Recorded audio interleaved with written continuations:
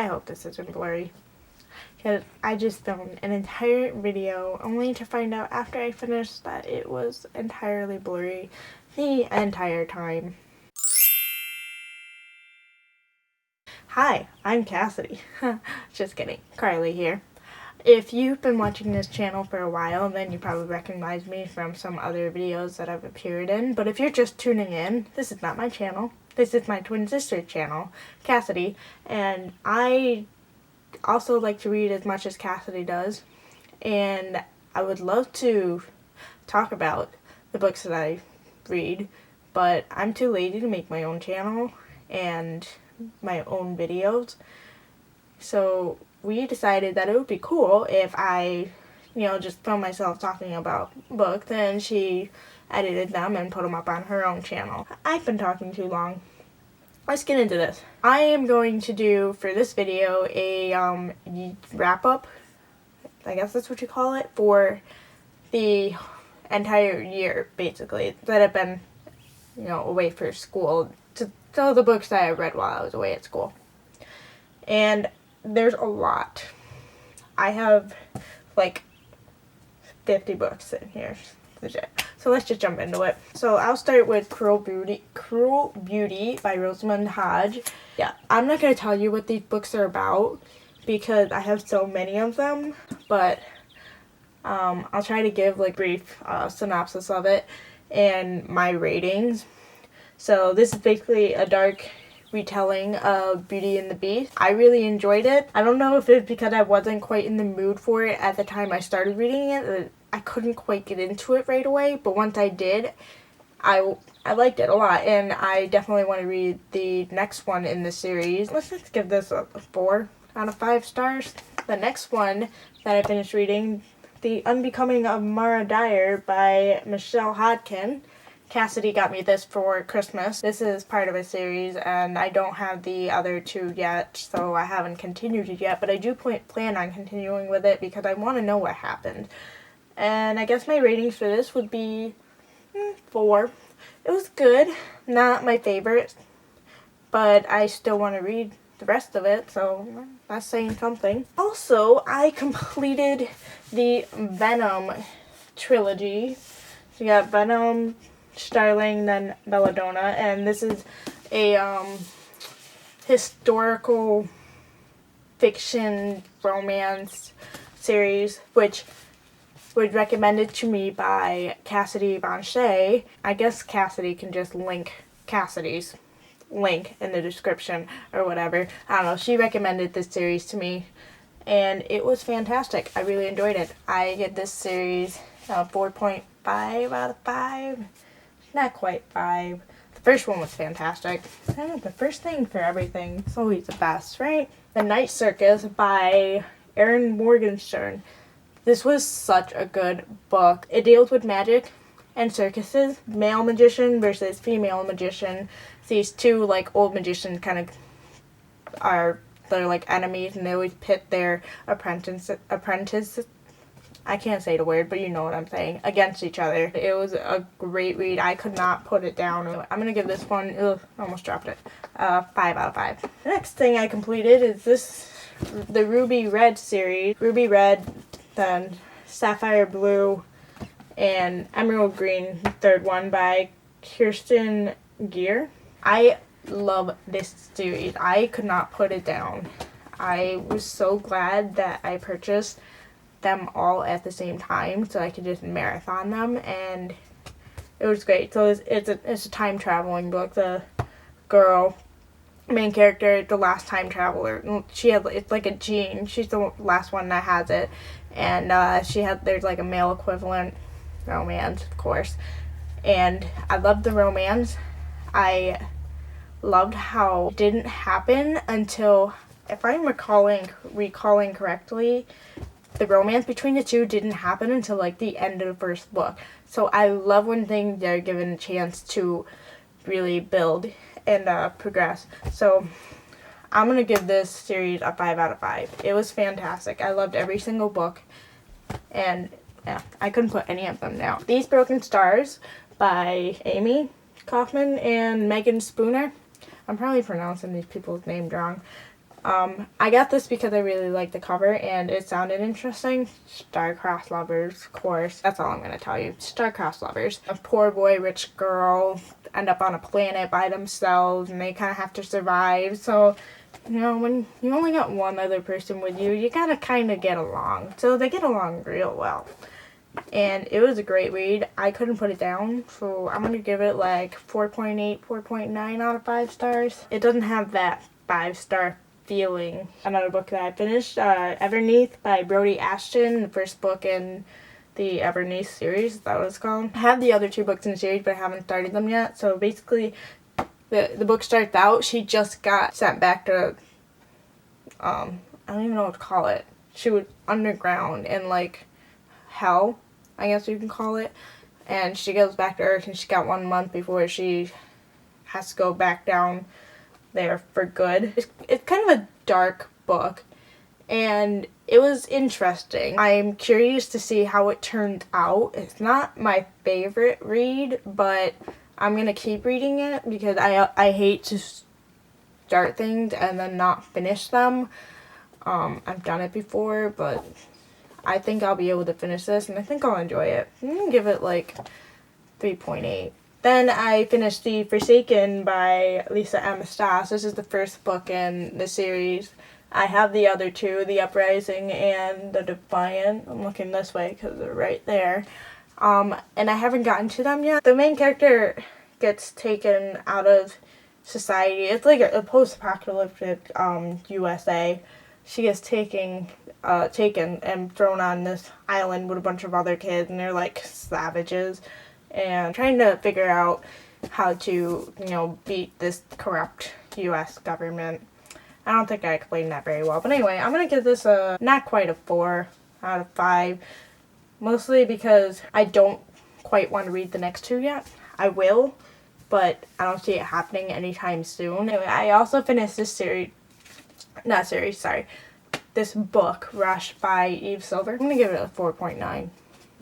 Yeah, I'm being harsh, aren't I? The main character is like thrown into, among other kids, they're thrown into this, what they think at first is like a game, but if you die in this game, you die in real life. If you were actually hit by a car and you were about to die, you get pulled from real life, thrown into this game to fight aliens, and then you would be sent back alive and well, no evidence of being hit by a car, and you would resume your normal life.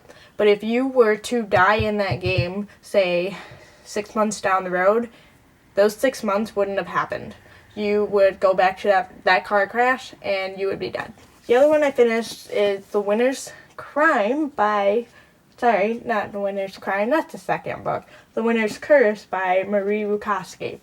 I couldn't put this book down. It was so good. I'm going to give that one a 5 out of 5 because I could not put it down. I completed these 2 books, Born Wicked and Darkhurst by Jessica Spotswood. It's part of the Cahill Witch Chronicles. I think there's only 3 books. I don't have the 3rd one yet. I got to order it soon because this series is so good. It's about witches, a trio of sisters. The main character just trying to not only protect herself and her sisters, but to kind of fix the corrupt society that they live in. It's really corrupt, but I'm going to give it a 5 out of 5 stars for this series. I'm trying to be really quick in my descriptions of the books because I don't want to, like, not tell you something about it. But I also don't want to spend like an hour talking about each thing, so I'm probably not doing anything justice. I also completed, this is the first one, Alienated and Invaded by Melissa Landers. First of all, the covers are so cool. Really, really good. I could not put either one of them down. So I guess I'll give it 5 out of 5 stars. Basically, so alien boy, he's basically like an advanced human, this alien race, and a human girl fall in love. And there's just some forces that are working against them, but I think they're going to work it out. And I'm excited for the 3rd book. I don't know when it's coming out. I know nothing, but I'm definitely going to finish that series. The selection by Kira Cass, and the 2nd book is The Elite. I could not put these books down, and I need the third one. The third one isn't in paperback yet, so I'm waiting, and I think June 15th it comes out in paperback. And when June 15th comes around, I will be ordering the one and The Heir, which is the fourth book. That one will be in hardcover, but it doesn't follow the main character. It follows her daughter. I also finished reading The Unfinished Angel by Sharon Creech. I think I read this over winter break. But I was in the mood for something like really quick, really light, and it was an adorable book. I love everything by Sharon Creech. Did it make it into the video? I don't know if it got cut off, but so far this has got a 5 out of 5 stars. This I'm going to give a 4 out of 5 stars because it's not my favorite Sharon Creech read, but it's still really good. It's really light, really fun read. This really cool book, The Thorn and the Blossom by Theodora Goss. It's a two-sided love story. And it appeared in another video. I showed it off because it accordion style. Ooh. Oh, that was neat. So we got Evelyn's story and then Brendan's story. And I only read the girl's side. And I don't think I will read the guy's side because the girl side wasn't very good. It was like 30 pages long, and I don't even remember what happened. I just remember the whole time I was thinking, this is so weird. It's a really cool book, and I like the case. I like having it on my shelf. I like a 2 out of 5. That's being generous, I think. I also finished reading Pivot Point by Casey West. I might have to give this like a 3.5 out of 5 stars because I can't even remember what happened.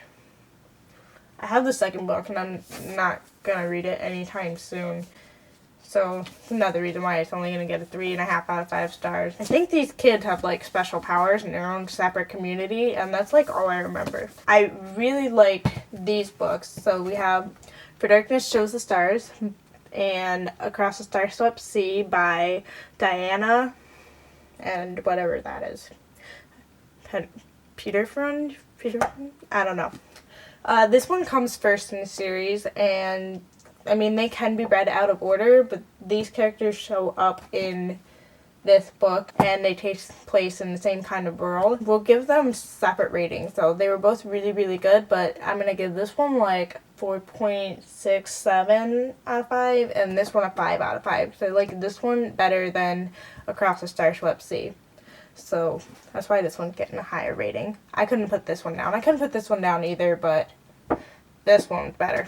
I also finished reading The Red Tent by Anita Diamant, and it was a slow read, but not in a bad way. It was just kind of a lot to take in. There's a ton of characters, a ton of like customs and beliefs that you have to take in. And I found myself like rereading a bunch of passages just to make sure I took everything in, which I don't mind doing, but it's something that you gotta make sure you're willing to put the time into reading, I think. Or maybe that's just me. I just want to make sure I'm taking everything in, but it was a really great read. I definitely recommend picking it up. I love the story, and I love how it was told. I'm gonna give it a 4.8, 4.9 out of 5. Maybe a 5 out of 5. It was really good. Tuscan Rose by Belinda Alexandra. Historical fiction, but she has like a special power, so I guess you'd call it like a fantasy too. I really enjoyed it. Not quite a 5 out of 5 because the main character, she has like this special ability where she touches an object and she knows exactly where it came from, who had it. She say, oh, so sat on this chair in this year, and that's really prevalent in like the beginning of the book. So like in the first quarter of the book it's really prevalent, and then for the next couple of quarters of the book it's not. It's like completely non-existent. It's not mentioned at all. I mean, and I know in the book there's a ton of other things going on, but I found myself like wondering, like, what about her gift? Like, what's happening there? I think I'll give it a 4.3 out of 5 stars. Next book I finished fairly recently, The Splendor Falls by Susanna Kearsley. I love Susanna Kearsley. She writes historical fiction, fantasy books, always a romance in them, which is a plus for me. I love history too, so that's great. And by fantasy, I mean, I guess you'd call it more paranormal.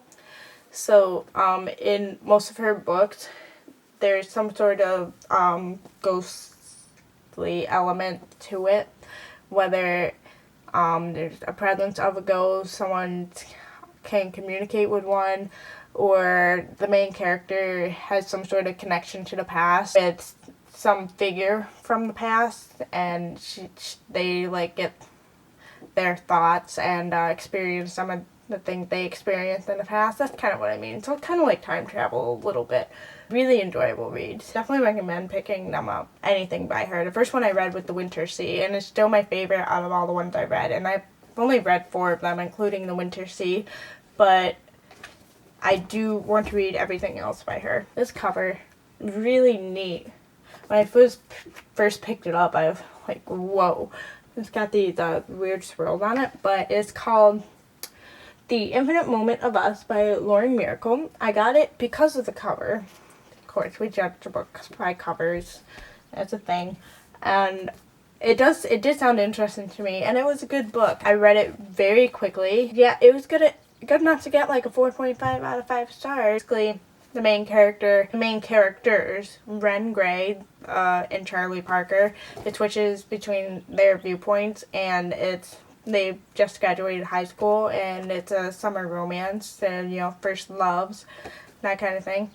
And it was really enjoyable read. I also finished reading Winter Garden by Kristen Hanna. I read this in February, I think, and it was a little slow getting into it. I started reading it, and I got like a quarter of the way into it, and I kind of stopped reading it because I wasn't really feeling it. But then I kind of like I don't like starting things and then not finishing them, and so I kind of made myself keep going with it, and it got really, really good. I'm glad I decided to keep reading it. Basically, it's these 2 girls are just trying to get to know their mother, who's old now, getting on in age, and their father passed away in the book. His wish was for them to get to know their mother, because there's a whole history that she kept inside herself and share with very many people. Only the father knew about her history, and it deals with Russia and World War I. Yeah, World War I.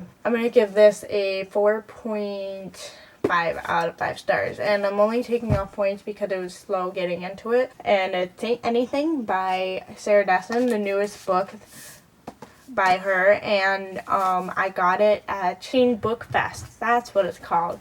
And yeah, so I went to that thing, and that was really cool. I was in the mood for a teen romance, so I decided to pick that up, and it was really enjoyable. I don't think it beats The Truth About Forever, which is my favorite book by her still, but definitely up there. 4.34, maybe 4.5 out of 5. I still think it's worth picking up and reading. But yeah, that's what I remember reading this past year. There might have been a few more, but I can't remember if I read it before I went to college or during. Okay, this might be blurry. Cameron's about to die. I got cut off like 5 million times, so give it a thumbs up if you like this video. If you didn't like it, don't do anything. I don't want to see a thumbs down. If you aren't subscribed to this channel already, you should subscribe. Cassidy's much better at this stuff, I promise. So, yeah, bye.